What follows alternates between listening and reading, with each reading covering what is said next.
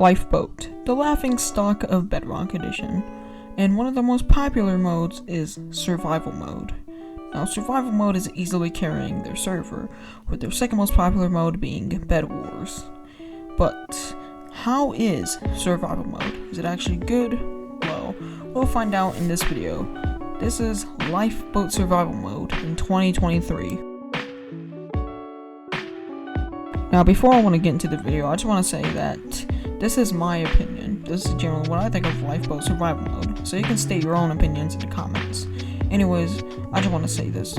Also, before we get into the video, I am coming from a different perspective. You know, I play on more higher quality servers. I mean, I wouldn't consider Nether games high quality, but I do play a lot of Hive sometimes.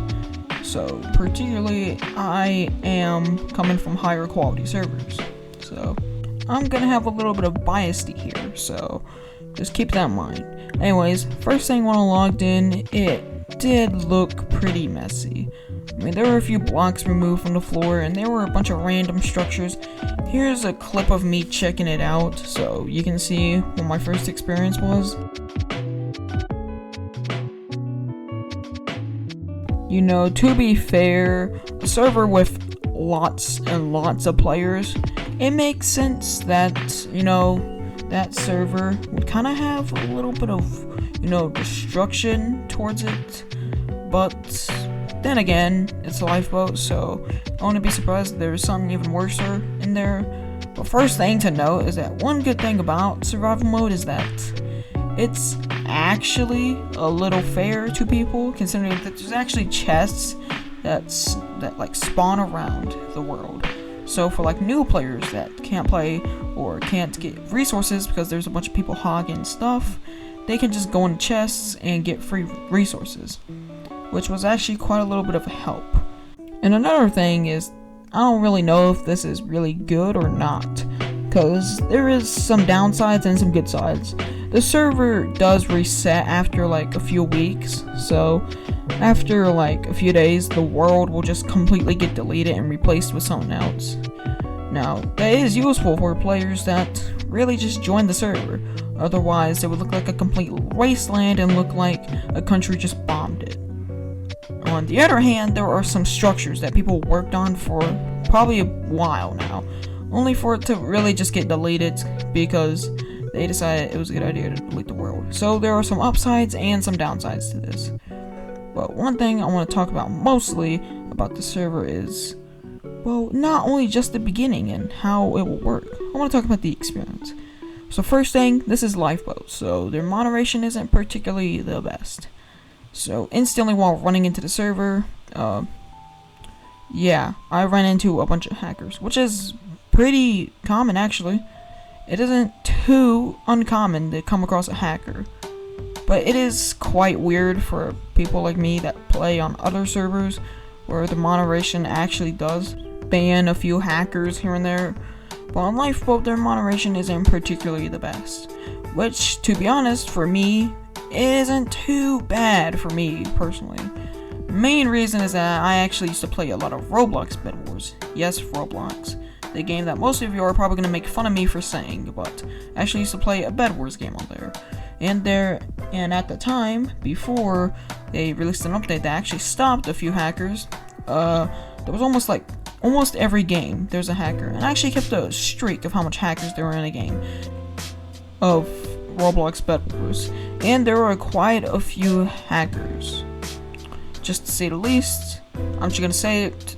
My streak was 7 hackers in a row, which is not particularly good. But Lifeboat wasn't that bad, as there were actually hackers like every 10 games, which is still not good, but much better than a hacker every 2 games on Roblox Bed Wars. Nowadays, though, Roblox has actually changed their ways, and easy.gg made it to where now you'll rarely come across hackers. And with servers like Hive and Nether games, and even CubeCraft, hackers are actually pretty hard to come across. But what I noticed is that X-raying is quite common, because like I joined 3 games, and in those 3 games I came across a few X-rayers. Now, to be fair, almost every server has X rares, and it isn't really too hard to tell if they're X rank. But you know what is hard to tell if they're X rank? If they're hiding it. So they might be hiding it, you know? You know, the admins may think, oh, it's just genuine mining, you know? But however though, for some reason, in Lifeboat, there is a bot in the chat that watches over the game. I think. That's just what I think. So, it may not be. It may just be a bot that talks in the chat. Which, I do agree, it kind of does mislead some people, because I literally joined the server and I saw someone trying to meet up with the bot, even though they just sat there for like a few minutes, only realized it was like an NPC responding to things that people say. I mean, usually they'll talk to you and stuff. They'll talk to you, but one thing they won't do is respond to you, or mostly they won't respond to you. And one thing they certainly do not do is meet up with you in Minecraft. So, yeah. That's one thing that I found pretty interesting about Lifeboat. But another thing I found interesting about Lifeboat is simply, how do I put this in the nicest words? The server is so laggy. Punching a few trees literally was a pain for me. I had to punch a few trees, and like during that moments where I had to punch those trees, for some unexplainable reason, while trying to punch down the trees, yeah, they just wouldn't break. Like almost last second after breaking the tree, it just lags back, and then I have to punch it again. But I don't think that is a thing in Minecraft. I don't think punching trees lags your game. I don't think punching trees takes 10 minutes with a fist. Then again, though, that could be my internet. Minecraft might have a little glitch, you know? I apparently had a glitch in my voice because I just had a voice crack. I played 3 games in total, but to be fair, 3 games, in my opinion, I don't really think it's enough. But from my personal experience with those 3 games, it's not good, but it's definitely not as bad as I was thinking it was. And that's not really a good sign for Lifeboat. But I was actually decently surprised by how Lifeboat survival mode isn't really as bad as I thought it was. Yeah, sure, it definitely ain't good, but it's not bad, in my personal opinion.